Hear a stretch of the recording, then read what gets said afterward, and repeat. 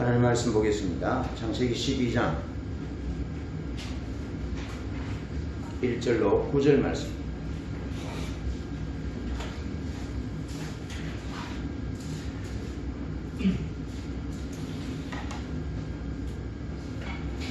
창세기 12장 1절로 9절 말씀 한 절씩 교독하겠습니다. 여호와께서 아브라함에게 이르시되 너는 너의 고향과 친척과 아버지의 집을 떠나 내가 네게 보여줄 땅으로 가라.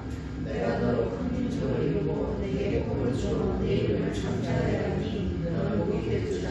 너를 축복하는 자에게는 내가 복을 내리고 너를 저주하는 자에게는 내가 저주하리니 땅의 모든 족속이 너로 말미암아 복을 얻을 것이라 하신지라.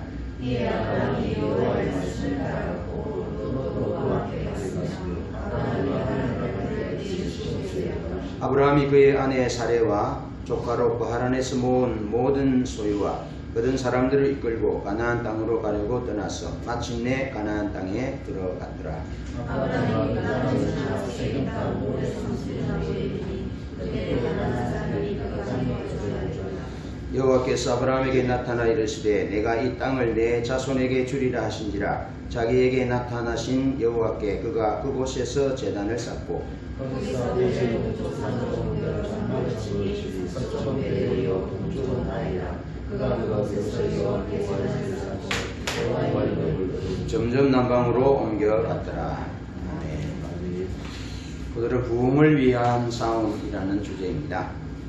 2020년 새해는 부흥을 준비하는 교회로서 어떤 영적인 준비를 해야 할지, 영적 전쟁을 위해서 우리가 어떻게 영적 전쟁을 하며 또 어떻게 준비해야 하는지를 오늘 본문 말씀을 통해서 세 가지로 살펴보고자 합니다. 먼저 부흥을 위한 준비, 부흥을 위한 싸움은 하나님의 말씀에 순종하는 싸움입니다. 늘 되풀이되고 반복되는 것 같지만 이건 아무리 강조해도 지나치지 않는 핵심 중의 핵심입니다. 하나님의 말씀에 순종하는 싸움, 하나님의 말씀에 순종하기 위한 훈련, 이것이 부흥을 맞이하는 근간, 기초, 핵심이랍니다. 그래서 로이드 존스 목사님도 부흥이라는 책에서 그 우물이 이삭이 팠던 우물은 그 아버지 아브라함 때 있었던 우물인데 그 우물은 있지만 대적들이 그 우물을 메웠잖아요. 그럼 그 우물 위에 있는 여러 가지 이물질들을, 오염물질들, 막았던 물질들을 치우면 되는 거죠. 치우면 그 속에는 생수가 있다는 거죠. 그것처럼 부흥을 준비하고 부흥을 앞당기는 핵심 중의 핵심은 진리에 대한 순종입니다. 진리에 대한 순종. 하나님의 말씀에 대한 순종. 하나님의 말씀에 순종하는 훈련들이 딱 되어져야 하나님이 부흥으로 임하실 때 하나님이 그 사람들을 통하여 부흥의 동력자로 하나님이 일하신다. 성경에 처음부터 끝까지 한번 보십시오. 하나님이 하나님의 부흥, 하나님의 생명을 전달하는 통로가 하나님의 말씀에 대하여 순종하는 사람을 통해서 일하신다. 전적으로 하나님을 신뢰하고 온전히 순종하는 그 사람들을 통해서 하나님이 일하셨다. 자, 창세기 12장 1절 말씀에는 1절 2절 말씀에는 여호와께서 아브라함에게 이르시되 너는 너의 본토 친척 아비 집을 떠나 내가 내게 지시할 땅으로 가라. 내가 너로 큰 민족을 이루고 내게 복을 주어 내 이름을 창대케 하리니 너는 복이 될지라. 그렇게 하나님이 명령하십니다. 여러분, 왜 하나님이 아브라함에게 너는 너의 친척, 본토, 아비 집을 떠나라 하셨을까? 그럼 아브라함은 셈의 후손입니다. 셈의 후손은 하나님이 그 셋의 계보를 통해 아담이 타락해버린 상태에서 가인이 아벨을 죽이고, 그래서 이제 하나님이 가인과 아담과 하와에게 세 아들을 주잖아요. 그 아들이 셋입니다. 그래서 셋의 계보를 통해서 하나님이 하나님을 예배하는 계보가 계속 이어져 오고 있는데 그 계보가 셈의 계보입니다. 셈의 후손입니다. 그런데 아브라함은 셈의 후손이었지만 그 아브라함의 가문은 하나님을 잃어버린 집안에서 아브라함이 태어났습니다. 하나님을 예배하는 셈의 후손 가문이었지만 아브라함은 하나님을 잃어버린 그 가정에서 태어났다. 집안에서 태어났다는 겁니다. 그래서 그곳에서 아브라함의 아버지 데라는 이방신을 섬기는 우상숭배자였다. 갈대아 우르에서 섬겼던 아브라함의 아버지 데라가 섬겼던 신은 달신이니 신이었습니다. 신. 달신을 섬깁니다. 여러분 우리가 신년에 해를 보러 가잖아요. 그 해를 보러 가시지 않는 것이 좋습니다. 그것은 그 깊은 뿌리에 태양신을 숭배하는 것이 시작이 되고요. 보름달에 달집을 태우면서 소원을 빌잖아요. 그것은 어쩌면 이 신, 갈대아 우르, 아브라함이 갈대아 우르의 신인 그 아버지 데라가 섬겼던 달신인 신이 섬기는 우상 숭배로부터 출발했을지 모릅니다. 그럴 가능성이 상당히 많습니다. 자, 데라는 테라흐라는 말입니다. 데라, 우리말로 번역된 데라는 테라흐. 테라는 야레아흐라는 달에서 나왔습니다. 데라의 이름은 달에서 나왔습니다. 그리고 아브라함은 높은 지위를 가진 존경받는 아버지라는 뜻이고요. 사례는 달신의 아내 혹은 달신의 딸, 즉 달신의 왕비나 공주라는 뜻입니다. 학자들은 아브라함의 이름이나 사례의 이름이나 이 이름은 아주 그 고위직에 있는 사람의 이름이라. 그러니까 아브라함의 아버지 데라가 어쩌면 그 달신을 섬기되 쉽게 말해서 제사장적인 그런 일들을 감당하는 일이 사람 포지션에 있지 않았나. 그리고 그 아브라함과 사례도 그 위치가 그 달신을 섬기는 아주 높은 고위직에 있었던 사람의 이름이다. 그렇게 학자들이 말하는 거죠. 그렇게 보면 아브라함과 그 가문은 그 우상을 섬기는 그 달신을 섬기는 그 가문으로 그 위치가 깊이 들어 있었던. 어쩌면 우리와 같이 중이 되려고도 했고, 올바르지 못한 종교에 실취하기도 했고, 저처럼 여호와의 정인에도 갈 뻔했고, 또 천리교에도 갈 뻔해서 어릴 때 그런 종교심이 많아서 거기에 빠질 뻔했는데, 근데 하나님이 은혜를 주셔서 이렇게 인도하시는 거죠. 그리고 아브라함의 처지가 마찬가지입니다. 우상을 섬길 수밖에 없는 그런 구조, 그런 이름을 가지고 쉽게 말해서 절에서 태어나서 절밥을 먹고 그렇게 어릴 때부터 절에 다니면서 익숙해진 이 사람이 하나님 앞으로 나올 수 있다는 것은 쉽지 않은 거죠. 이런 상황 가운데서 하나님이 아브라함에게 찾아오셔서 아브라함에게 말씀하신다. 너는 너의 친척, 본토, 아버지를 떠나라. 그것은 단순히 지리적인 부분들을 이동하는 부분이 아닙니다. 종교적이고 영적인 하나님을 대항하는 우상숭배의 현실로부터 완전히 하나님을 섬기는 곳으로 떠나라라는 말씀. 그것이 중요합니다. 여러분, 이 절망적인 상황, 깜깜한 상황 가운데 하나님이 오셔서 우리에게 말씀하신다는 것. 그것이 은혜입니다. 살아계신 하나님이, 전능하신 하나님 그분이 우리에게 오셔서 말씀하신다. 근데 하나님이 오셔서 너는 너의 본토 친척 아버지를 떠나라 그렇게 말씀하시는 것이 아니고 아브라함 가야 돼. 거기서부터 출발하고 그게 명령인 거죠. 명령. 타협이 없습니다. 하나님은 절대 왕입니다. 절대권자입니다. 절대 주권을 가지고 있는. 그래서 하나님이 가 말씀. 어디로 가야 될지 몰라요. 그렇지만 하나님이 가라는 겁니다. 가라는 말씀에 떠나라는 말은 히브리 원문에는 없는데 우리말에는 어디를 가야 될지 모르는 상태 하나님이 아브라함을 부르셔서 떠나. 내 본토 친척 아비 집을 떠나 가야 돼. 라고 말씀합니다. 그 상황에서 내가 너를 복의 근원이 되게 할 수 없어. 그 상황에 있다면 내가 보응의 주체로 설 수가 없어. 그래서 떠나야 돼. 올바르지 못한 영적인 현실로부터 떠나야 돼. 올바르지 못한 영적인 현실 주변으로부터 떠나야 돼. 하나님께로 떠나야 돼. 라고 하나님이 아브라함에게 찾아오셔서 말씀하신 것, 그것이 은혜라. 그래서 1절부터 4절 말씀은 그것을 말씀해 주고 있는 거죠. 1절부터 3절 말씀은 하나님이 아브라함을 그 환경에서, 무상숭배의 환경에서 가라고, 나가라고 말씀하시는 내용이고, 4절 이하의 말씀은 아브라함이 하나님의 명령을 따라서 떠나는, 응답하는 내용이 되겠습니다.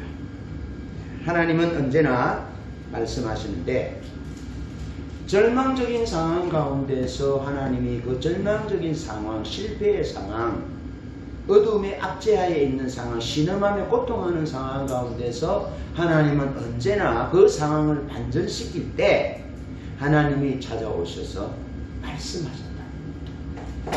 하나님이 모세에게 말씀하실 때, 떨기나무 가운데서 말씀하실 때, 그때는 모세는 자기 스스로의 삶도 절망적인 소망이 없는 삶이었고, 애굽에 있는 자기 백성 이스라엘 백성들의 삶은 정말 절망적인 상황이었습니다. 남자아이를 낳으면 죽여야 되는, 그리고 국고성 라암셋과 비돈과 라암셋을 짓는 그런 노예, 자유가 없는 그런 삶. 참 가슴 아픈 삶. 그런 삶 가운데서 하나님이 찾아오셔서 모세에게 말씀하잖아요. 나는 아브라함이 하나님, 이삭이 하나님, 야곱이 하나님. 내 백성 이스라엘의 고통과 상고와 부르짖음과 기도를 듣고 내가 그들을 구원하려 너를 통해서 구원하고자 하는 너는 애굽으로 가. 라고 말씀하십니다. 사무엘이 어릴 때는 어떻습니까? 제사장이 타락했습니다. 다 타락했습니다. 깜깜했습니다. 한나가 불임했던 상황은 이스라엘 영적인 현실을 안정해 준다고 학자들이 말합니다. 생명이 없는, 생명이 고갈된, 하나님의 생명을 전달해야 될 통로인 제사장들마저 타락해서 하나님의 길이 막혀버린, 영적 분별력이 막혀버린 그런 현실 가운데서 하나님이 사무엘에게 말씀하지 않습니다. 사무엘의 입에 하나님이 말씀을 주시지 않습니까? 그러니까 사무엘이 하는 말이 하나도 땅에 떨어지지 않도록 하나님이 그런 은혜를 베풀어 주셨던 거죠. 누가복음 3장 2절에 가야바와 안나스가 제사장으로 있었지만 하나님의 말씀이 빈들에 있는 사가랴의 아들 요한에게 하나님의 말씀이 임합니다. 요한에게 하나님의 말씀이 임하니까 사람들이 요한에게로 옵니다. 사람들이 어떻게 살아야 될지 길을 묻습니다. 살아야 할 이유를 묻습니다. 그러면서 예수 그리스도를 맞이하기 위하여 줄짓게 하시고, 그러면서 마태복음 4장 17절에 예수님이 오셔서 절망적인 상황, 흑암의 땅, 사명의 그늘진 땅, 그곳에 예수님이 오셔서 하늘의 음성을 들려주십니다. 회개하라, 천국이 가까웠다. 할렐루야. 회개하라, 천국이 가까웠다. 회개하여 예수 그리스도의 이름으로 세례를 받고 죄사함을 받으라. 그러면 성령을 선물로 받으리니, 베드로와 요한이 어떻게 하면 구원을 얻을까 말하는 그들에게 하나님의 말씀을 전하지 않습니다. 하나님의 말씀이 선포되는 그곳에 새로운 역사가 시작됩니다. 하나님이 말씀하신 것은 아브라함을 골탕 먹이기 위해서 말씀하신 것이 아닙니다. 곤란하게 하기 위해서 말씀하신 것이 아닙니다. 하나님은 우리에게 생명을 주시고 또 풍성하게 하시기 위해서 오셨고, 실이 자기의 목숨을 우리를 위해서 내어주셨어요. 하나님이 우리에게 말씀하실 때, 아, 이게 은혜구나, 이게 생명이구나 하고 받는 중심이 중요한 것이죠. 4절 말씀은, 12장 4절 말씀은 아브라함이 여호와의 말씀을 따라갔다라고 기록합니다. 여러분, 미래를 여는 길은 우리의 계획에 있는 것이야. 우리의 생각, 우리의 지혜, 우리의 소유, 이런 것에 있는 것이 아닙니다. 미래를 여는 길은 하나님의 말씀이 길이에요. 하나님의 말씀이 우리 발의 등입니다. 우리 길의 빛입니다. 하나님의 말씀만이 우리의 삶의 맑은 빛이 되심을 아셔야 합니다. 우리의 미래를 여시는 분은 하나님이십니다. 하나님의 말씀이 우리의 미래를 엽니다. 하나님의 말씀을, 아브라함이 하나님의 말씀을 따라갔을 때 그 삶은 우상 숭배의 가문에서 잃어버린 하나님의 영광을 다시 찾게 되는, 회복하는 그런 은혜를 하나님께서 아브라함에게 주셨습니다. 미래를 여는 길은 하나님 말씀 순종에 있음을 꼭 기억하셔야 합니다. 현재의 상황이, 우리 현재에 있는 이 상황을 탈탈탈 털어서라도 떠나라 하신 하나님의 명령을 듣는 싸움을 싸워야 합니다. 값진 진주를 발견한 그 값진 진주가 묻혀져 있는 그 보화가 묻혀진 밭을 발견하면 내 소유를 다 팔아서 그 밭을 사는 것처럼 탈탈 털어서라도 하나님 말씀에 순종하는 그 싸움을 싸우고 또 싸우고 싸우면 하나님 그분이 우리의 미래를 열어가시는 것입니다. 이 싸움을 싸워야 됩니다. 말씀을 따라가는 싸움, 말씀을 순종하는 싸움. 내 육체적인 내 현실의 삶이 탈탈 틀릴지라도 하나님 말씀을 따라 순종해서 살아가면 그 순종하는 한 걸음 한 걸음 한 걸음이 하나님 앞에서 쌓여지는 거죠. 쌓여지는 거죠. 아브라함은 하나님께서 말씀하신 고향과 친척과 아버지 집을 떠나라는 말씀에 순종하여 여호와의 말씀을 따라갔고 라고 나레이트는 성경 저자는 기록하고 있습니다. 하나님의 말씀과 아브라함의 행동, 나레이트의 말입니다. 하나님이 말씀하셨고 아브라함은 순종하여 갔다. 아무런 말 없이 하나님의 말씀에 순종하여 갔다라고 말씀합니다. 이 순종하는 싸움을 우리가 싸워가되 이 싸움이, 하나님 말씀에 순종하는 이 싸움이 부흥을 위한 싸움이라고 해요. 부흥을 위한 싸움. 하나님의 부흥은 하나님의 길을 따라 오는데 그 하나님의 길이 뭐냐? 그게 말씀의 길이라고. 하나님이 말씀하신 그 말씀이 하나님의 오시는 길이라고요. 아멘. 그래서 우리의 미래는 하나님 말씀에 있다. 말씀에.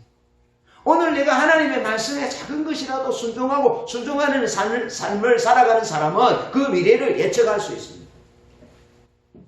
그런데 하나님의 말씀이 작은 말씀이고 큰 말씀이 없지요. 하나님의 말씀에 불순종하고 자꾸 어떤 내 개인적인 이유 때문에, 내 집안 이유 때문에 하나님의 말씀을 한 번 어기고 두 번 어기면 그 사람은 미래는 뻔합니다.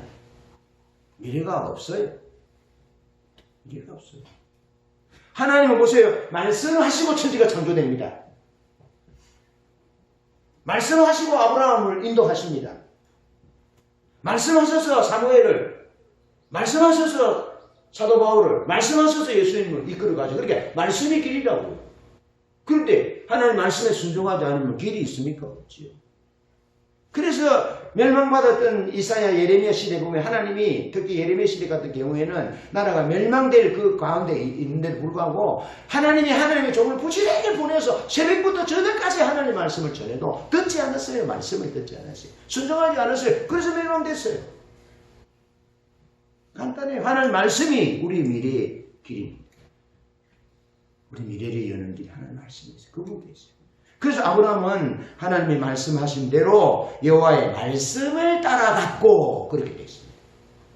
말씀의 길을 갔다 이 말이죠. 그렇게 순종했어요. 그 싸움을 싸웠어요. 그런데 여러분, 순종이 무엇입니까? 순종은 불만족스러운 현실. 하나님의 명령이 좀 불만이야. 좀 마음에 안 들어.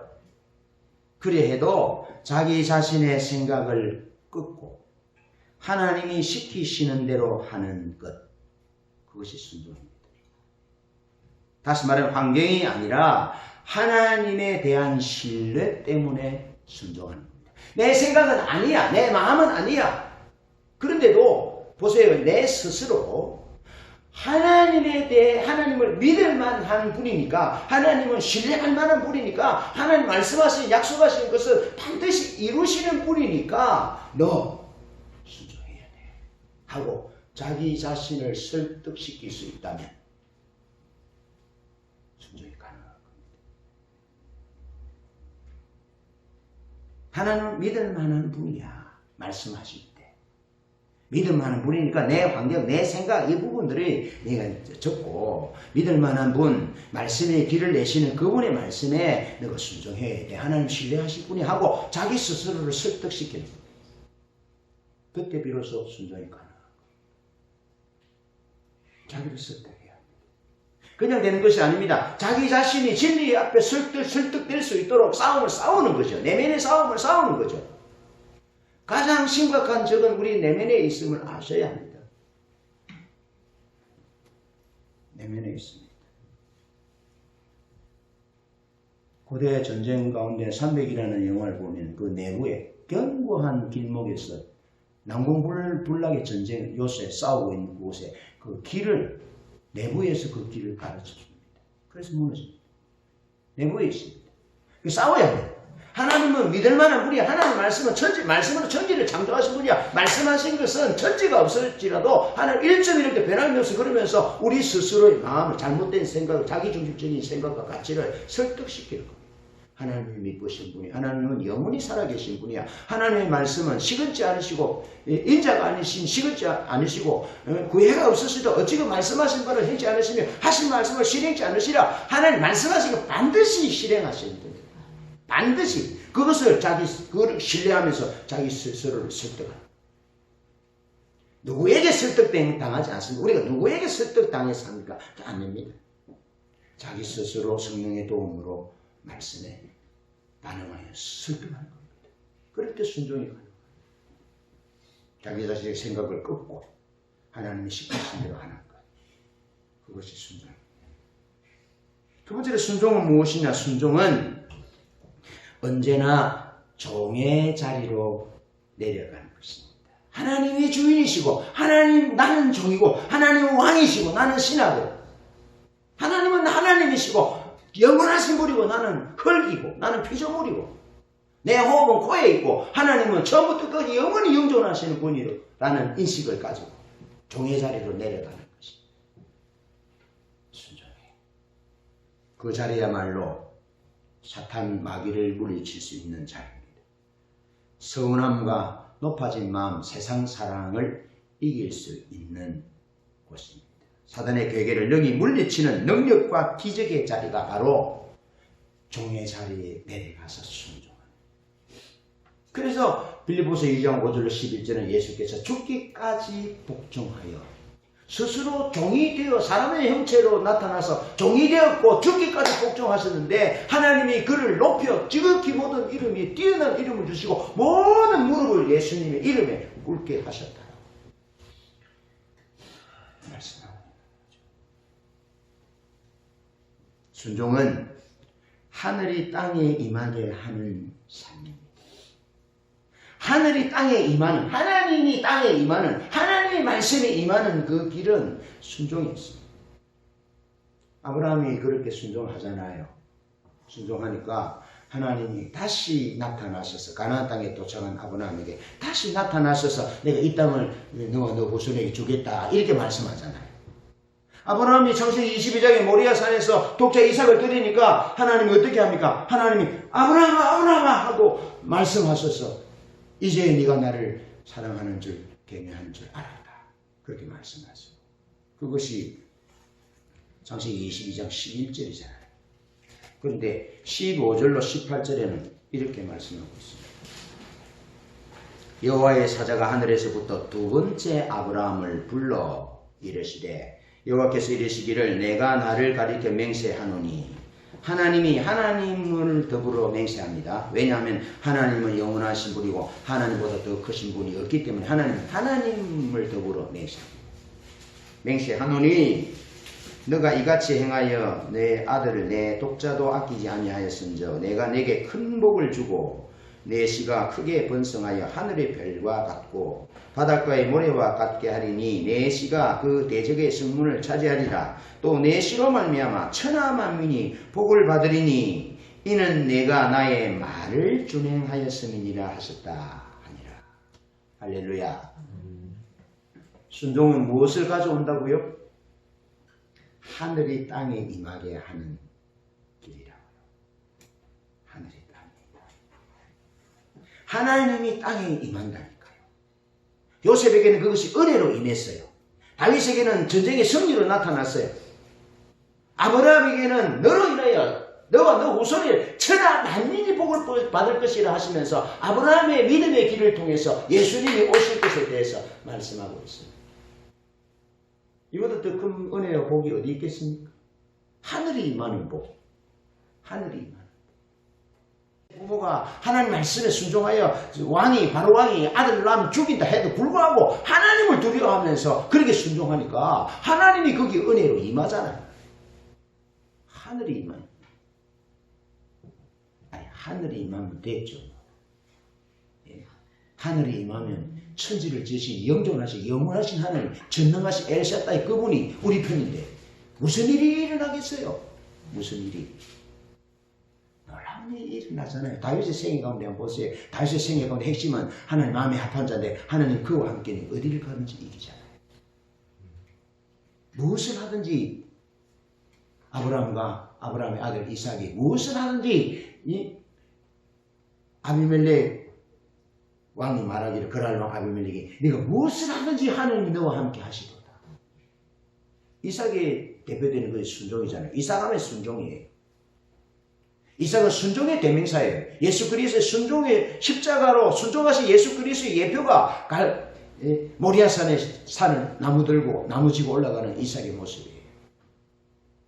순종하니까 네가 무엇을 하든지 하나님이 너와 함께 하시도다 하는 것을 보여. 그것이 하나님이 함께 하늘이 임한 사건이죠. 이런 싸움을 말씀에 대한 순종의 싸움을 싸워야 합니다. 하늘이 임하도록 종의 자리까지 내려가요. 자기를 하나님을 신뢰하신 분이기에 자기를 설득하여 기꺼이 종의 자리로 죽음의 자리까지도 기꺼이 내려가는 겁니다. 말씀하시니 그 말씀대로 하리라 살리라 그렇게 하면 하늘이 임한다니까요. 하나님 함께 하신다니까요. 그런 싸움을 싸워 가십시다. 은혜가 있을 것입니다. 다른 싸움 싸우지 말고 남편들하고 싸우지 말고 아내와 싸우지 말고 이 싸움을 싸워야 합니다. 왜 싸우느냐 남편들하고 아내들하고 왜 친구들하고 싸우느냐 학교 친구들과 왜 성도들하고 목사하고 싸우느냐 이 싸움을 안 싸우니까 말씀에 대한 순종의 싸움을 안 싸우니까 하늘이 임할 수가 있습니까? 하나님의 은혜가 성령이 천사가 임할 수 있습니까? 사탄이 임하지. 그러니까 싸우는 거예요. 그러니까 교회들이 싸우는 거예요. 그래서 릭 조이너가 영적 전쟁이라는 책에서 그렇게 말하잖아요. 사탄이 말을 타고 오면서 성도들을 향해 불화살을 쏘아대는데 자세히 보니까 그 말이 성도들이라는 거예요. 그 불화살이 뭐냐? 성도들의 말이라는 거예요. 어떻게 보면 언어 유희가 있죠. 말을 타고 말을 화살을 쏘는 거예요. 여러분 광야 이스라엘 백성들이 왜 가나안 땅에 못 들어갔습니까? 그들이 하나님을 원망하는 말 때문에. 그래서 하나님이 너희 말이 내 귀에 들린 대로 내가 시행하리라 말씀하시면서 출애굽 1세대 60만 3,548명이 다 죽기까지 하나님이 광야 38년도 돌았다고요. 약 40년. 말. 왜 하나님이 불뱀을 보내니까? 왜 불을 보내서 찐것들 사릅니까? 이 말 때문에 하나님을 원망하는 말 때문에 하나님이 불뱀을 보내셨고 하나님이 찐것들을 사르셨다고 하죠. 말 때문에. 찐것은 가장 마지막 찐것은 단 지파가 마지막에 하면 단 지파에 있을 것이다 그렇게 말하기도 합니다. 뭐 여러 가지 이유가 있겠 왜 우리는 뒷공지에만 따라가야 돼? 우리 저 앞에 가면 안 돼. 그 서열을 누가 시켜줬습니까? 하나님이 유다 지파 딱 해주신 거잖아요. 그럼 따라가면 되죠. 뭐 앞에 가면 어떻고 뒤에 가면 어떻습니까?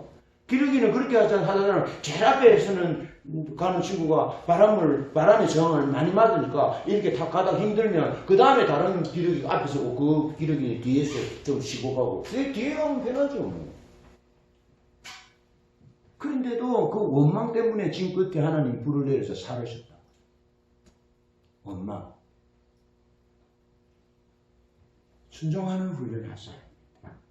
순종하기 위해서 진리의 싸움을 싸우고 내 의견과 내 생각과 이해되지 않는 그런 상황들을 하나님이 믿으실 만한 부위라고 싸우는 거죠. 순종하는 싸움을 싸우십시오.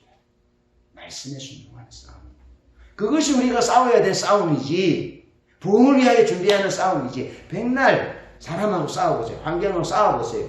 그럼 성패는 결정나지 않습니다. 이길 수 없어요. 이 세상 신이 사단을 우리를 이길 수 없어요. 오직 예수 그리스도 그분과 그분의 말씀과 그분의 성령의 능력이 아니면 이길 수 없어요. 순종할 때 하늘이 임하여 하나님의 은혜가 임하여 하나님의 임재와 하나님의 영광이 임하여 사단 마귀를 우리의 환경을 우리의 연약한 현실을 이길 수 있어요. 그렇게 말씀에 순종하는 싸움 싸우기를 결단하시기를 축복합니다. 두 번째로 부흥을 위한 싸움은 하나님과의 친밀한 교제를 갖기 위한 싸움입니다. 여러분 제가 전에도 말씀드렸듯이 우리에게 있어서 가장 큰 용기는 무엇을 하지 않는 것이 아니라 하나님을 예배하기를 선택하는 것이 가장 큰 용기입니다. 가장 큰 용기. 사단은 우리가 하나님을 예배하지 못하도록 수단과 방법을 가리지 않고 막고 유혹합니다. 그런데 그 막고 유혹하는 것들을 깨뜨리고 협파하여 예배하기를 선택하는 것이 가장 큰 용기가 아니고 무엇이 있어요? 나는 하나님을 예배하리라. 나는 하나님께만 무릎 꿇으리라. 나는 하나님께만 입맞추리라. 그런 결단이 가장 용기 있는 사람이다. 가장 큰 용기라고요. 왜? 하나님을 선택하는 것만이 거룩하고 하나님을 선택하는 것만이 영원하기 때문에 가장 큰 용기. 대통령 앞에서도 왕 앞에서도 하나님을 선택하는 담대히 하나님을 선택하는 스무나의 폴리캅이 스무나의 총독이 한 번만 모른다고 부인하라. 한 번만. 그 형틀에 묶여서 화형을 당할 상황인데 한 번만 예수 모른다고 부인하면 살려주겠다. 그때 폴리캅이 나는 그럴 수 없다. 내 평생에 그분은 나를 한 번도 모른다고 말씀하지 않았는데 내가 어찌 내 살고자 그 신실하게 나를 사랑하신 나를 위해 죽으신 그분을 모른다고 부인할 수 있겠네. 나는 그럴 수 없다 하고 죽잖아요. 순교하잖아요. 하나님을 예배하기로 선택하는 것, 하나님께만 무릎 꿇고 입 맞추는 그 길을 선택하는 것, 그것이 가장 큰 용기라고. 여러분 다니엘과 다니엘의 친구들이 그거 있잖아요. 그 왕의 산의 진미를 거부하고 채식을 먹는 거 하나님을 선택한 거거든요.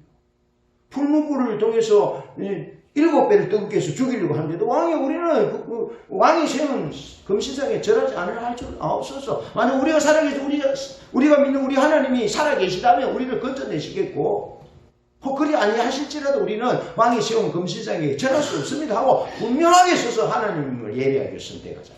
그래서 7배는 더 뜨겁게 해서 거기 불무불에 던져놨습니다. 하나님 말씀에 순종하잖아요. 그래 했더니 거기 누가 내려옵니까? 거기 사람의 모양같이 세 사람을 넣었는데 네 사람이 거기 들어서 하나님을 찬양하는데 그 한 사람은 합자들이 예수님이라고 말합니다. 천사가 아니라 성자 예수님이다. 하나님의 말씀에 순종하여 하나님 그분만 무릎 예배하고 그분께 입맞추기로 결단했을 때 하나님이 거기 오셨잖아요. 보세요. 다니엘이 사자굴에 던져졌을 때 어떻게 했습니까? 하나님 그분께만 예배하려고 결단했거든요. 그랬더니 하나님이 하나님의 사자를 보내서 사자의 입을 막았어요. 사자의 입을. 그래서 다니엘이 살아나잖아요. 다니엘의 음해한 신하들이 뭐라 한 줄 아세요? 왕에게, 다리오 왕에게. 왕이요. 사자가 어제 저녁에 저녁을 많이 먹었어. 배가 불러서 다니엘을 못 잡아먹었습니다. 그러니까 왕이 그래? 이 요세푸스의 글에 일이 나옵니다. 그래 그러면서 왕이 사자굴에다가 송아지를 넣고 막 이래 해주고 난 뒤에 그 사람들을 던져 넣었어요. 성경이 뭐라고 기록되나 줄 아세요? 그들의 발이 땅에 닿기 전에 사자가 그들을 우두둑 씹어먹었어요. 여러분 하나님을 예배하기를 선택해야 합니다. 어떤 상황 가운데도 하나님을 예배하기를 선택해야 합니다. 제가 이렇게 말씀드리는 것은 이건 단순한 얘기가 아닙니다. 여러분 침묵이라는 영화를 소설이 앤더슈 사커가 쓴 소설인데요. 제가 신학교 1학년 때 이것을 읽었습니다. 그런데 그 소설을 원작으로 한 영화가 나와서 우리 가족들이 봤는데 그 중에 한 사람은 계속 하나님을 그 극적인 상황에 예수님의 얼굴이 주조된 판을 발굴할 때 그 가족들이 보는 앞에서 밟아요. 가족들을 살리려고 그랬겠죠. 그런데 결국 가족들도 하얀데 죽고 자기는 살아나요. 그런데 결정적인 순간에 또 배반하고 또 배반하고 또 배반하고 또 배반하고 계속 배반해요. 한 번이 중요합니다. 나는 하나님을 예배하리라. 나는 하나님께만 입맞추리라. 나는 하나님의 말씀에만 순종하리라. 나는 하나님의 이름에만 무릎 꿇리라. 그런 결단을 딱 하고요. 살아요. 그렇게 살면요. 한 번 이기고요. 또 한 번 이기고요. 또 한 번 이기고요. 또 한 번 이깁니다. 폴리캅, 스무나의 믿음의 사람 폴리캅처럼 배반하지 않고 설 수 있어요. 그런데 한 번 배반하기 시작하면 계속 배반합니다. 그 싸움을 어떻게 하자고요? 싸워야 돼요. 그런데 이 싸움은 이런 말입니다. 말씀에 그래 제가 말씀드렸잖아요. 제가 안식일을 거룩히 지키라 하는 10계명, 4계명의 말씀을 지키기 위해서 어릴 때부터 예수님을 만나고 예수님을 믿고 난 그 이후부터 그때부터 싸웠다 했잖아요. 지기를 지고 어깨가 까지고 땀범벅이 되면서도 싸웠고 2계명 우상숭배하지 말아라는 것을 지키기 위해서 아버지한테 죽기를 각오하고 맞서서 얼마나 무서웠는지 모릅니다. 우리 아버지. 어저께서 내가 그랬잖아요. 엄지발가락과 그 다음에 발가락이 크기에 따라서 엄지발가락이 크면 아버지가 먼저 돌아가시고 그 다음 두 번째 발가락이 크면 엄마가 먼저 돌아가신다 했는데 우리 아버지 먼저 우리 엄마보다 먼저 돌아가도록 내가 억지로 발가락을 되나요 그게? 엄지발가락이 두 번째 발가락보다 커지나요 그게? 그런데 아시겠죠? 얼마나 내 삶이 고통스러웠는지. 그런데도 하나님의 말씀이 그러하니 아버지 앞에 가서 죽기를 각오하고 정말 내 표현이 그렇습니다. 나 죽기를 각오하고 아버지 앞에 서서 아버지 나는 이제 제사 지을 수 없습니다. 왜? 하나님의 말씀에 우상숭배가 죄라 해서 그럴 수 없습니다. 라고 딱 막았었더니 우리 아버지가 젓가락 가지고도 때리지도 않고 욕설도 하지 않고 그래 해라. 사단은 우리를 두려워하지만 하나님이 주시는 마음은 두려워하는 마음이 아니고 생명과 평안이라고. 사단은 우리를 두렵게 위협합니다. 유혹합니다. 너 죽을 거야. 너 아버지가 때려 죽일 거야. 쫓아낼 거야. 빨가벗겨서 쭉 쫓아낼 거야. 진짜 옛날에 빨가벗기고 쫓겨나기도 하고 그랬어요. 이번에 엄마가 배달한 엄마가 아이 말 안 듣는다고 밖에 베란다에 1시간 동안 찬물에 담궈놨다가 죽었대요. 사탄이 그렇게 하는 일이죠. 한 자리도 낫지 않았습니다. 간음하는 것이 죄인데 우리 선배가 간음이 뭐냐 욕하는 것이 간음이라 해가지고 그때부터 내가 욕을 안 했어요. 주저 알잖아요. 옛날에 우리 클 때 여기 10원짜리 안 들으면 지기미가 안 들어가면 말이 안 됐잖아요. 지기미가 안 들어가면. 김용택의 어머니 그 시를 보면요. 그 어머니는 막 그냥 여기 그냥 어느 드만 보니까 예인이나 이렇게 말씀이 그러하면 그것을 설득하는 거죠. 제 말을 썩어뜨려 들으면 안 됩니다. 한 번 빠지면 두 번 빠지고 한 번 타협하면 두 번 타협하고 결국에는 마지막에 하나님 나라 갈 수 있을지 없을지 보장 못해요. 가룟 유다가 왜 가룟 유다가 됐습니까? 그는 평소에 돈을 맡은 자로서 돈을 자꾸 훔쳤어요. 그는 돈을 훔쳤어요. 그래서 성경의 기자가 그는 돈을 훔치는 자라고 기록하고 있어요. 그리고 훔치다가 큰 돈이 필요했겠죠. 그때 자기 엄마가 뭐 수술해야 된다든지, 가려서 자기 아버지가 땅을 아주 중요한 땅을 샀는데 돈이 은삼십은 모자란다고 연락이 왔든지 뭐 그런 일이 있을 수 있겠죠. 우리가 상상해보면 안 그렇겠어요?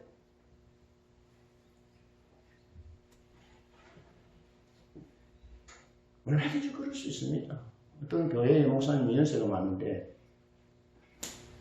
그분을 비판하는 것이 아니라 교회 땅을 팔아가지고 어떤 여자 성도님이 교회지라고 500평인가 헌금을 했는데 그걸 팔았어. 하는 말은 어때 들리는 말은 아들이 어디 서울에 있는데 돈이 급해서 빌라를 뭐 하는데 그렇게 돈이 필요해서 그렇게 했을 것이다. 그런 얘기도 나와요. 어쨌든 그 문제가 됐어요. 어떤 사람들이 이런 말도 해요. 이게 발급됐으니까 그렇지 안 했으면 설득하고 그냥 어떻게 은퇴하시려고 그랬다 그런 말도 있고 그렇습니다. 그 얘기가 초점이 아니고 가룟 유다에게 그 은삼이 필요한 상황이 생겼을 수 있다 이 말이죠. 우리가 성경에는 기록이 안 돼서 모르지만 안 그렇겠어요? 그때 사단이 탁 접근해가지고 딱 얘기하잖아요. 그럼 넘어가는 거죠. 주로 사단은 IQ가 6천이 7천이 하는데 압니다. 다 압니다. 하나님처럼은 모르지만 우리가 말하지 아니한 이런 부분들 우리 마음속에 있는 부분은 사단은 모르죠. 하나님만 아시죠. 그리고 딱 붙은 거죠. 거기 생선 썩은 곳에 파리가 오듯이 딱 붙어가지고 딱 넘어뜨리잖아요. 조심하셔야 돼. 철저히 하나님 말씀대로 나는 예배하리라. 하나님 말씀대로 나는 살리라. 그것이 예배잖아요. 그거 설득하는 거죠. 그 친밀한 교제가 예배잖아요.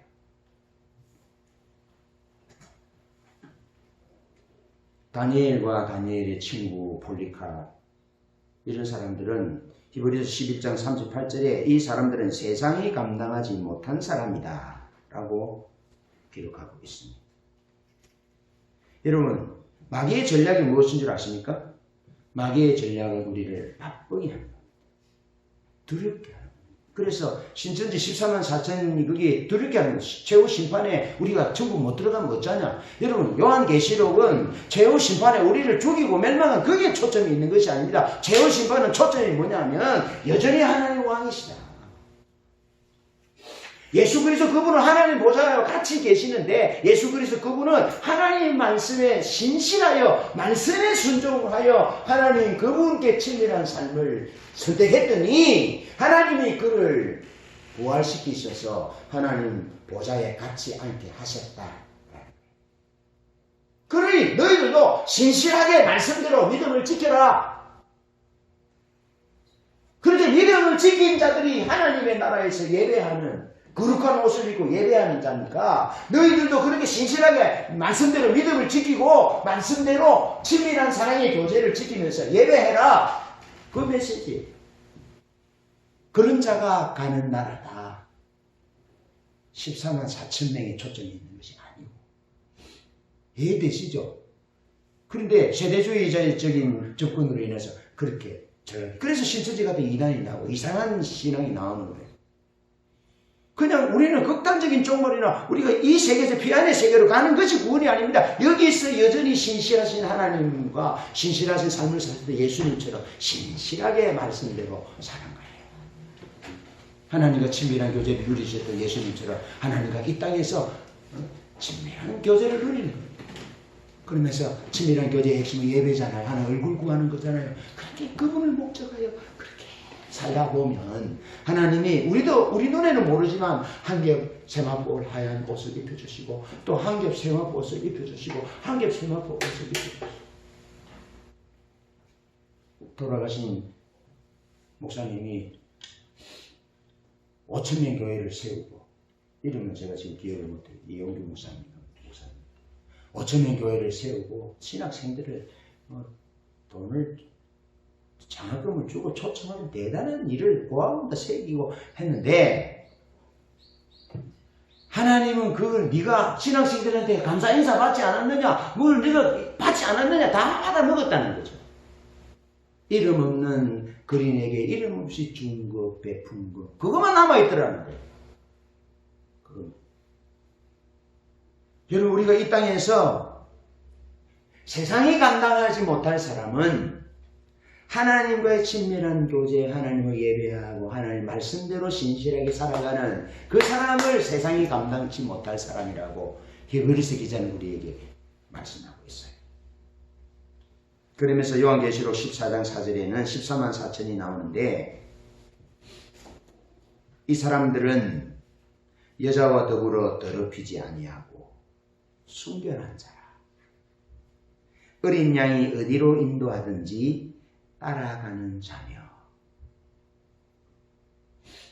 신천지 교회에 속해 있는 자가 14만 4천이 포함되는 것이 아니라 예수님을 사랑하되 예수님이 말씀하신 대로 간음하지 말라 하신 말씀대로 여자와 더불어 더럽히지 아니한 믿음의 정절을 지키고 어린 양이 어디로 인도하든지 어린 양이 예수님이잖아요. 예수님이 어디로 인도하든지 예수님을 따라 살았던 사람 예수님을 따랐던 예수님의 말씀을 따랐던 순종했던 그 사람들이 흰 세마포 옷을 입고 하나님의 나라의 14만 4천이더라. 여전히 예수님을 따라 친밀한 싸움을 싸웠던 그 사람들이 흰 세마포를 입고 하나님의 나라에 들어가더라. 친밀한 교제가 핵심. 목자와 양의 관계가 무슨 관계입니까? 친밀한 관계지요. 목자는 양을 알고 양은 목자의 음성을 알고. 그래서 예수님을 말씀하기를 에고에미 나는 선한 목자라. 내가 양을 알고 양도 나를 아는 것이 나는 양을 위하여 목숨을 버립니다. 그분과의 친밀한 사랑의 교제, 그분과의 눈맞춤, 그분의 마음에 무엇이 있는지 헤아려서 그분의 마음을 기쁘게 해드리려고 흡족하게 해드리려고 섬기고 배려하고 머물러 말씀을 기다리는 그게 친밀한 교제가 아니겠습니까? 그냥 모여서 2시간 동안 찬양과 경배한다고 그게 친밀한 사랑의 교제입니까? 하나님의 슬픔이 무엇인지, 하나님의 눈물이 무엇인지, 하나님의 아픔이 무엇인지, 하나님이 발이 있다면 어디 가기를 원하는지 그런 마음을 헤아려서 주님 내가 그렇게 해드리면 되겠습니까? 주님 내가 저 그늘진 저곳에 가면 되겠습니까? 주님 이 목사가 싸워서 원수가 되어 있는데 내가 거기서 화평케 하는 일을 어떻게 하면 되겠습니까? 하면서 고민하면서 하나님 그것이 친밀한 사랑의 교제인 거죠. 그러면서 친밀한 교제를 가지고 하나님이 말씀하신 대로 가는 것이죠. 어떤 문제 해결에 있는 것이 아닙니다. 어떤 업적을 이루는 것에 있는 것이 아닙니다. 하나님 그분의 마음을 알아서 그분의 기쁨과 그분의 슬픔과 그분의 아픔이 무엇인지를 헤아려서 그분이 원하는 곳에 있기를 원하고 그분이 가기를 원하는 곳에 가는 것이 주님의 눈물과 심장과 손과 발이 되어 사는 것이 친밀한 사랑의 교제지요.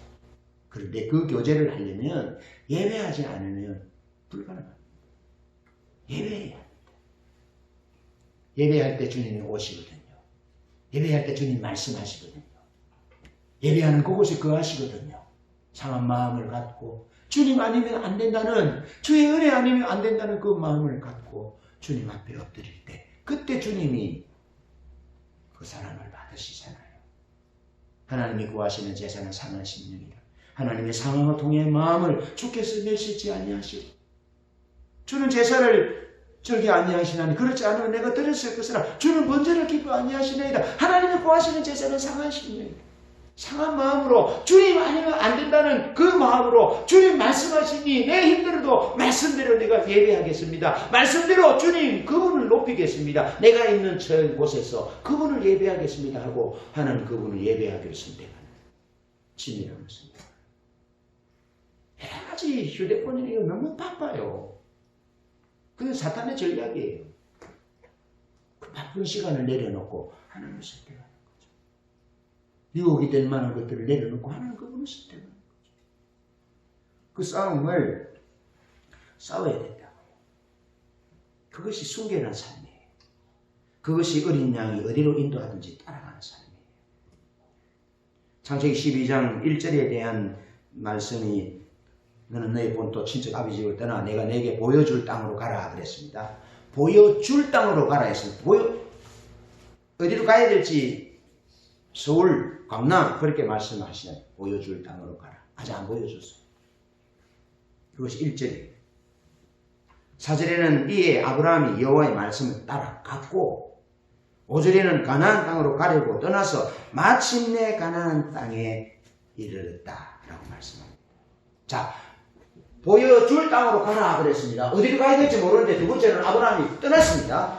그 다음에 세 번째는 마침내 떠났어. 마침내 가나안 땅에 도착했다. 라고.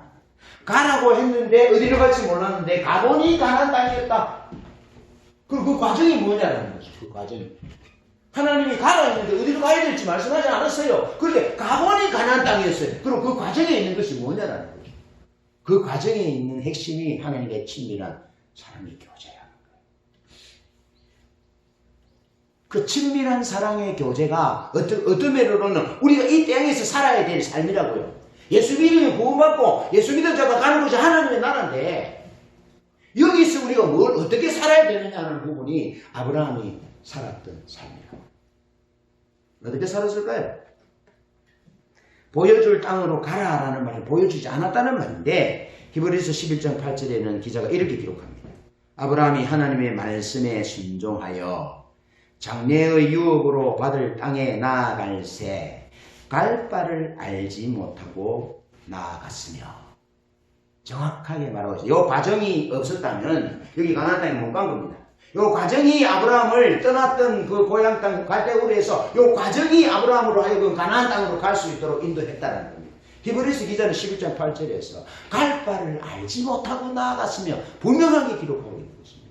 그럼 갈 바를 알지 못했는데 이 과정이 도대체 무엇이 있었냐라는 거예요. 그것이 그 힌트가 7절 8절에 나옵니다. 7절 8절을 보세요. 12장 7절 8절 시작. 여호와께서 아브라함에게 나타나 이르시되 내가 이 땅을 내 자손에게 주리라 하시니라. 자기에게 나타나신 여호와께 그가 그곳에서 제단을 쌓고 거기서 베델 동쪽 산으로 옮겨 장막을 치니 서쪽은 베델이요 동쪽은 아이라. 그가 그곳에서 여호와께 제단을 쌓고 여호와의 이름을 부르더니 아멘. 그곳에서 제단을 쌓고 무슨 얘기입니까? 여러분 이 과정이 생략된 상태에서 갑자기 가나안 땅에서 제단이 쌓여집니까? 친밀한 교제가 안 됐는데 예배가 됩니까? 찬양과 경배가 익숙하지 않고 그냥 옛날 가치로 다 있는데 찬양과 경배가 됩니까? 안 됩니다. 그 말은 아브라함의 이 과정 가운데 이 바톤이 이 떠났던 것과 마지막 요 사이에 바톤을 전달해 줄 때 뭐냐면은 예배가 드려지고 제단을 쌓아지고 예배가 드려지고 그렇게 하다가 마침내 가나안 땅에 딱 들어왔는데 뭐 했습니까? 가장 먼저 한 것이 제단을 쌓았다는 거죠. 그러니까 아브라함의 삶의 과정에서 핵심은 가장 중요한 것은 하나님께 친밀한 사랑의 교제였다니까요. 예배였다니까요. 그러니까 직선거리 1000km인데 1000km를 쉬었다 갔다 이렇게 하면은 학자들은 더 많은 거리였을 수 있다라고 보는 거죠. 최소한 직선거리 1000km인데 사람이 어떻게 고속도로에 있는 거다 해서 직선거리로만 가나요? 그 1000km가 넘는 그 길을 아브라함이 뭐 했다고요? 친밀한 사랑의 교제 가운데 있었음을 우리에게 보여주는 것이 그 구절입니다. 12장 7절 8절. 여러분, 목회자들이 목회를 일생 동안 하다가 마지막에 뭐 퇴직금이라든지 대우 뭐 이런 것 때문에 막 교회 문제가 생겨, 원로 문제 때문에 교회 문제가 생기잖아요. 그러면 뭐가 문제입니까? 그 과정이 문제야. 그 과정. 그는 그 과정에서 목회가 목적이었지 하나님 그분이 목적이 아니었다는 거예요. 여러분들 앞으로 간호사가 돼가지고 친절하게 하기 위해서는 뭐가 중요하다고? 이 과정이 하나님과의 친밀한 과정이 없으면 친절한 간호사는 그냥 꿈 깨. 치료진 사업 대박 나가지고 초심을 잃지 않고 가난한 자를 찾아가고 병든 자를 찾아가고 가부를 찾아가고 그 평생에 그냥 연금도 없이 평생에 살다가 갈 곳이 없어서 그냥 가난한 이런 상황에 있는 목회자들을 섬기고 하는 일을 하려면 뭐가 있어야 된다고요? 이 과정이 하나님과의 친밀한 가운데 하나님의 예배드리고 하나님의 음성을 듣고 순종하는 것이 없으면 꿈 깨시오. 불가능. 집사님들 마찬가지입니다. 남편이 교회 나와서 어쩔 수 없이 어쩌다고 교회 나와서 근데 이 과정에서 하나님 그분이 목적되는 부분이 아니면 여러분 남편이 교회 와서 장로 됐으면 좋겠다라고 생각해. 교회 왔는데 목사님이 우리 남편 좀 섭섭하게 대우해 주더라. 싫은 거야. 그럴 수 있다. 요 과정이 중요하다라는 거, 요 과정이. 이게 우리 삶의 전부예요, 이 삶에. 예수님이 보십시오. 베들레헴에서 태어나셔서 십자가 지셨잖아요, 33세 때. 그리고 요 과정이 예수님이 했던 것이 뭡니까? 친밀한 사랑의 교제. 하나님의 음성을 듣고, 주님 마음이 있는 곳에 제사가 아니라 긍휼로 원하기 때문에 바리새인들은 왜 세리와 제일의 친구가 됐느냐, 왜 세리의 제일의 집에 들어갔느냐, 왜 저 가늠한 여인들을 용서해주느냐 막 그래 했지만 예수님은 하나님의 친밀한 것, 나의 교훈은 나 것이 아니고 내 아버지로부터 받은 교훈. What to say, how to say it. 무엇을 말할지 어떻게 말할지 하나님으로부터 받았어. 그렇게 했잖아요. 그것이 이 과정이 없으면 불가능해요. 그러니까 예수님을 하나님의 친밀한 사랑의 과정이 없었다면, 예수님 게세마네 동산에서 싸움 없었다면 예수님은 십자가 안 졌어요. 이게 중요해요. 이건 우리가 예수 믿은 이후 죽을 때까지 해야 될 싸움이라고요. 이게 하나님의 친밀한 사랑의 교제인데 그 친밀한 교제의 핵심이 예배에 있다고. 그러면서 시편 119편 105절 봅니다. 119편 105절.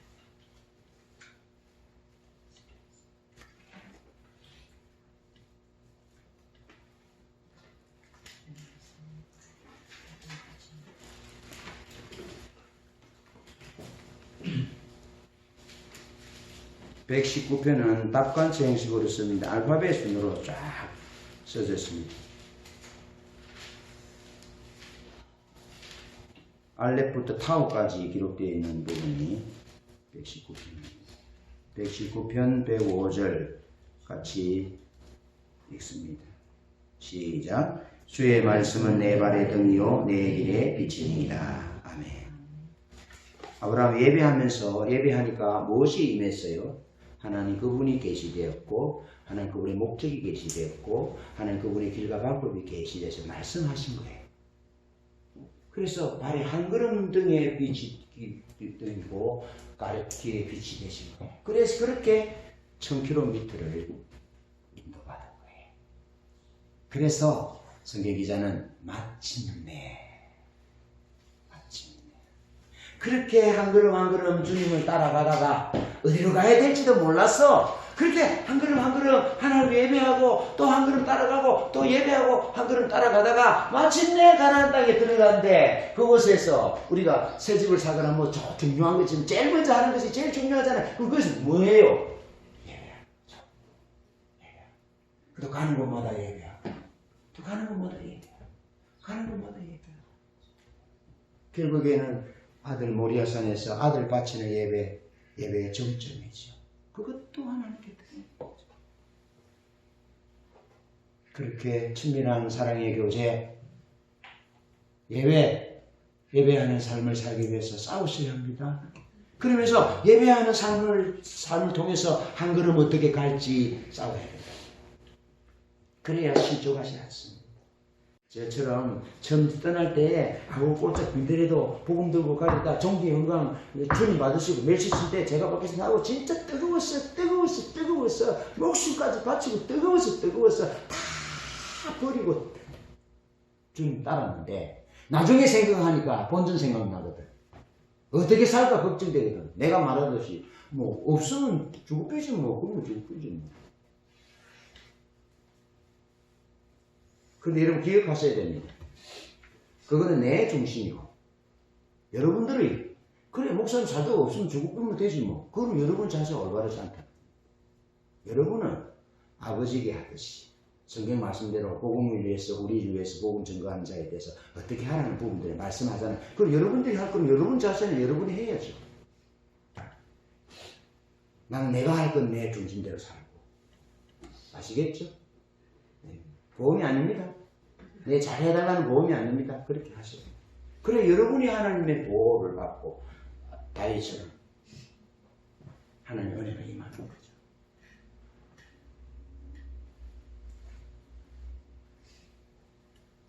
마침내 그 먼 하란에서 가나안까지의 천키로 또 한 걸음 한 걸음 하나님의 인도를 받아서 하나님과의 친밀한 교제 가운데 하나님의 인도를 받아서 그렇게 했고 예수님의 삶이 핵심적으로 그것을 보여줍니다. 예수님은 하나님 자신을 목적했고 하나님의 목적이 십자가 지는 것이 그의 목적이었고 십자가를 지고 구원을 이루는 그 하나님의 방법으로 우리의 구원을 이루신 거죠. 철저히 친밀함으로 하나님을 예배하는 삶. 그래서 게세마네뿐 아니라 갈보리 골고다 산에서 예수님이 죽으신 것은요. 구약적 예배예요. 아직도. 예수님 십자가에 죽으신 것은. 그래서 요한복음 1장 29절에 요한이 예수님을 보라 세상 죄를 지고 가는 하나님의 어린 양이로다 하신 거예요. 그러면서 히브리서 기자는 자기 피로 영원한 속죄를 단번에 이루셨다라고 말씀합니다. 그러니까 예수님 십자가의 죽음은 예배예요. 그런데 예수님은 친히 자신이 제물이 된 거예요. 아시겠죠? 예수님이 얼마나 그 과정이 하나님께 친밀한 사랑의 교제를 누렸고 예배하는 삶이었는 것을 보여줍니다. 그러면서 십자가에서 예수님의 마지막은 예배로 끝나. 예수님의 탄생은 예배로 탄생됩니다. 지극히 높은 곳에서는 하나님의 영광이요 땅에서는 그가 기뻐하심을 받은 사람들 중에 평화로다. 전 정군천사가 찬양으로 시작되고 예수님의 삶의 과정도 하나님께 친밀한 사랑의 교제 예배로 가득 차고 예수님 십자가 죽음도 예배로 마무리 지었습니다. 그럼 우리가 누구를 닮아야 되겠습니까? 우리가 복음을 준비해서 무슨 싸움을 싸워야 되겠습니까? 하나님과 친밀한 교제, 예배를 위해 목숨을 걸고. 그래서 여러분 성령이 임할 때 어디 임합니까? 예배하는 곳에 임했습니다. 예배하는 곳에. 출애굽기 29장 42절 46절 하나님 어느 곳에 오신다고 말씀합니까? 예배할 때 내가 그곳에 가겠다라고 말씀합니다. 다윗의 장막에 왜 하나님이 떠나지 않았습니까? 예배하는 찬양과 경배로 그렇게 예배할 때 그곳에 하나님의 영광이 가득해요. 예배하는 곳에 임합니다. 왜 교회가 중요합니까? 카페나 찻집이나 시장이 중요하지만은 하나님의 부흥으로 오실 때는요, 시장이나 그런 곳에 올 것은 교회가 옵니다. 예배하는 곳에 옵니다. 그래서 시장도 카페도 변화시키는 거죠. 중요한 건 이런 싸움을 싸우셔야 합니다. 그런 싸움을 다니엘의 친구들은 풀무불 속에서 싸웠고요. 다니엘은 사자굴 속에서 싸웠고요. 네, 아브라함은요. 그 1000km가 넘는 길, 그 길을 걸으면서 한 걸음 한 걸음 싸웠고요. 우리 예수님은 날 때부터 살 때 사는 과정, 죽을 때까지 그 싸움을 싸우셨다. 그래서 하나님의 영광을 받으신 거예요. 그래서 하나님의 일을 이루신 거예요. 마지막으로 부흥을 위한 준비 싸움은 하나님이 통치하시는 영토를 만들기 위한 싸움입니다. 자, 창세기 12장 1절 2절에 너는 너의 본토 친척 아비집을 떠나 내게 지시할 땅으로 가라. 내가 너로 큰 민족을 이루고 라고 말하는데 이 민족은 하나님의 백성을 의미하는 암, 이번이 말로 암. 호세아서에 이스라엘 백성들이 타락하니까 로암 하잖아요. 로는 아니라는 말이거든요. 암은 백성이라는 말이거든요. 그러니까 죄를 지으면 로암이 하나님의 백성이 아니고 하나님과 온전한 관계 가운데 있을 때 하나님의 백성이라는 거예요. 근데 여기 있어 12장 1절 2절에서 말하는 큰 민족은 암이 아니고 고이라는 히브리 원어가 같습니다. 고이. 이 고이라는 말은 하나님의 백성을 전제한, 하나님의 백성이 열방을 품기 위해서 만들어져야 될 그런, 아시겠죠? 그런 거라. 그래서 하나님은 하나님의 백성의 자격을 갖춘 아브라함의 후손에게 커다란 고의를 이루게 하겠다 말씀합니다. 큰 열방을 품을 수 있는 큰 그릇이 되게 하시는 거예요. 신우이서 왜 하나님이 그렇게 돌리고 했겠어요? 내가 구원받은 신앙의 본질을 아는 사람입니다. 하나님의 친밀함을 추구하는 사람입니다. 왜 그렇게 했겠습니까? 그것은 열방을 담을 수 있는 시스템을 갖추고 그릇으로 만들기 위해서 하나님을 불러주셨습니다. 저도 마찬가지. 우리 전도사님도 마찬가지, 우리도 마찬가지입니다. 우리가 예수 믿어 구원받은 것만은 만족한데 그것으로 하나님의 뜻이 완성되는 것이 아니고 하나님은 부흥을 위하여 우리로 하여금 그 큰 그릇에 열방을 담을 수 있는 고의라는 그릇이 되기를 원한다. 그런 시스템, 그런 그릇이 준비되지 않으면 벼락 부자가 되면 행제끼리 원수되잖아요. 칼부림 나잖아요. 가난한 사람 돌아보지 않잖아요. 발톱에 때처럼 여기잖아요. 그러면 그 사람이 하나님 나라 가겠어요? 하나님 앞에 섰을 때 그 인정받겠어요? 그러니까 하나님이 장치로 그렇게 하나님의 백성의 가치를 담은 열방을 품는 그릇이 되기를 원한다. 하나님 중심적인 시스템을 갖기를 원한다 이 말이에요. 아멘? 하나님의 나라가 목적이 되는 그런 시스템이 갖기를 원한다 이 말이죠. 그 일을 위해서 아브라함이 가나안 땅으로 부르신데 가나안 땅에 보니까 가나안 땅에는 이미 가나안 족속들이 터잡고 있고 다 잡고 있어. 특히 아모리 왕국이 BC 3000년경에 아모리 왕국이 그거 다 잡았다 했잖아요. 시리아와 팔레스타인 그 유프라테스 강을 잘 아모리 왕국이라 했잖아요. 그 왕국이 대단해요. 다 터잡고 있는데 아브라함이 뭐 하겠습니까? 그러니까 다 틀을 잡고 있으니까 아브라함이 그곳에 예배하니까 저거 봐라 그러면서 이질감을 느끼잖아요. 종교가 다르니까 이질감 느끼잖아요. 중국에 가면 느낀 것이 음식이 완전히 달라요. 완전히 달라요. 우리는 삭힌 음식 우리는 완전히 달라요. 저거는 그렇게 완전히 구분되는 거예요. 그 음식에서. 그런 것처럼 예배가 가나안 땅의 풍요와 따스한 바알과 아세라 신고 뭐 엄난한 신 그런 신과 거룩한 삶을 사는 신과 완전히 구분되는 거예요. 아시겠죠? 당시 예수 믿는 사람이었어? 이런 말 들으면 진짜 슬픈 얘기입니다. 네? 당신 집사님이었어? 이런 얘기 들으면 진짜 가슴 아픈 얘기입니다.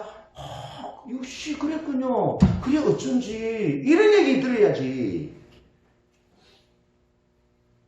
아브라함이 가나안 땅에 가니까 가나안 사람이 그렇게 잘 사는 거예요. 아무리 사람들만 땅도 다 하는 거예요. 그런 상황 가운데서 예배하기 위해 싸우는 거예요. 예배하기 위해 싸우는 거예요. 마치 북한의 정치와 경제 문화 하나로 묶어서 김정은이 중심으로 해서 예수 믿는 사람 핍박하잖아요.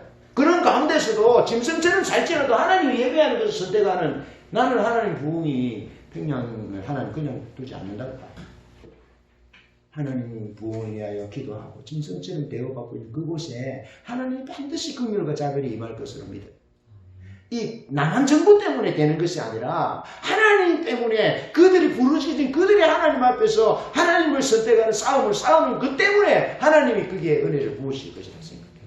나는 낙심하지 않아요. 대통령이 정치가 아무리 야단을 들어도 하나님 앞에서 쇠물을 부어가면서 머리들이 다 벗겨지고 허리도 굽어 사는 그 사람들이 짐승 같은 그 사람들이 사람 같지 않은 그 사람 그분들이 하나님 믿음 지키기 위해 싸우는 그 싸움 때문에 하나님 오실 것으로 나는 믿어요. 우리가 그 싸움을 싸우자. 그 싸움. 하나님이 아브라함에게 원하셨던 것은 그 싸움이에요. 다 땅 다 차지하고 있는데요. 가나안 땅에. 왕국을 이루고 있는데 거기서 예배하는 거죠. 하나님이 왕입니다 하면서 아브라함이 마침내 들어가서 거기 아브라함이 가장 먼저 뭐합니까? 제단 쌓잖아요. 그 제단 쌓던 행위는 하나님이 이 땅의 주인입니다. 하나님이 주권자이십니다라는 것을 천명하는 거예요. 그래 우리가 이 땅에 살 때 돈 때문에 싸우지 마. 그 어떤 외부적인 것, 이 세상적인 것 때문에 싸운다면 그것이 왕이에요. 근데 우리는 하나님 그분이 왕이기 때문에 기꺼이 왕 대신 하나님 그분 위하여 물질을 흘러보내고 하나님 그분의 주권 앞에 기꺼이 양보하고 기꺼이 순종하고 기꺼이 억울한 일 당하고 그런 시스템을 우리 갖춰야 돼요. 그래서 아브라함에게서 시급하게 중요한 것은 땅이 아니었어요. 그래서 하나님 아브라함에게 땅을 언제 줍니까? 430년이 지난 시점에 줍니다. 아시겠죠? 민족도 430년 뒤에 그 민족도 가장 중요한 게 뭐냐면은 기초를 하나님 중심적인 기초 천하 만민이 복을 받을 수 있는 그 보이로서의 기초를 시스템을 만드는 것이 중요하다. 하나님 왕입니다. 하나님이 명령하시면 나는 갑니다. 나는 하나님의 약속 명령하신 것이 믿음을 하기에 기꺼이 내가 내 삶을 설득시켜서 내 아들이라도 기꺼이 바치겠습니다. 라고 그 믿음이 이삭에게 가고 야곱에게 가고 요셉에게 가고 그 믿음이 430년을 흘러간다고요. 그것을 하나님이 이루기를 원하신다. 이것이 하나님 중심적인 그릇을 만드는 거예요. 이게 고의로서의 백성이에요. 그래서 하나님이 주시는 자원을 위하여 기도하는 겁니다. 신우 집사님, 하나님이 주시는 자원으로 살리라 라고 기도하셔요. 그래서 내 어떤 노력도 필요하지만 하나님의 자원으로 사는 훈련을 해야 합니다. 훈련. 그러면서 아브라함의 목적은 하나님 아브라함을 통한 목적은 천하 만민이 복을 받는 거잖아요. 그 천하 만민이 복을 받으려면 그 그릇이 시스템이 틀이 얼마나 커야 되겠습니까? 얼마나 믿음으로 순결해야 되겠습니까? 그것을 하나님은 아브라함을 이리저리 다니면서 훈련시킨 거죠. 하나님의 자원으로 사는 삶을 위해서 기도하셔야 되고요. 하나님의 목적을 놓치지 않기 위해서 기도하고 몸부림쳐야 되고요. 하나님의 길로만 가고 하나님의 방법으로만 하기 위해서 뭐로 가도 서울로 가면 된다. 아닙니다. 틀린 말입니다. 뭐로 가도 서울로 가면 되는 것이 아닙니다. 하나님의 길을 따라서만 가야 합니다. 하나님의 방법과 믿음과 말씀 순종의 방법으로만 해야 합니다. 그래야 부흥이 옵니다. 부흥을 100년 동안 200년 동안 오래도록 담을 수 있다고요. 그리스도 문화라는 책을 쓴 헬무트 리처드 니브라는 사람은 그리스도의 문화라는 책에서 신앙의 유행 가운데 세상을 바꾸고 계획하는 그리스도를 닮은 모델이 있다라고 말합니다. 세상을 바꾸고 계획하는 그리스도를 닮은 모델. 다시 말하면 믿는 자들에게 있어서 세상은 신앙의 불모지라는 사실이야. 세상은 신앙의 불모지. 하나님 몰라요. 세상의 문화 보세요. 하나님 대적하는 문화예요. 그런데 이 하나님이 아브라함에게 하신 말씀은 리브의 계획 모델에 대입시키면 불신자의 세상 속에서 믿는 이들의 영토를 만들어야 한다는 것. 불신자의 세상 속에서 믿는 자의 영토를 만들어야 한다. 예를 들어서 은자 집사님이 위장원을 한다. 하세요 앞으로 위장원. 우리 세물개성교회에서 그 비즈니스 애스 미션 사역이 이제 시작돼요. 그러니까 선교로서의 일이라 이 말이에요. 그러니까 이제 위장원을 만들잖아요. 그럼 위장원에서 오면 1:1 십자가 복음의 양육을 하는 거예요. 그러니까 집사님은 미장원을 하지만 세상 사람들은 미장원 하면 거기 돈을 벌기 위한 미장원이지만 집사님이 미장원 하면 그게 하나님 영토가 되는 거예요.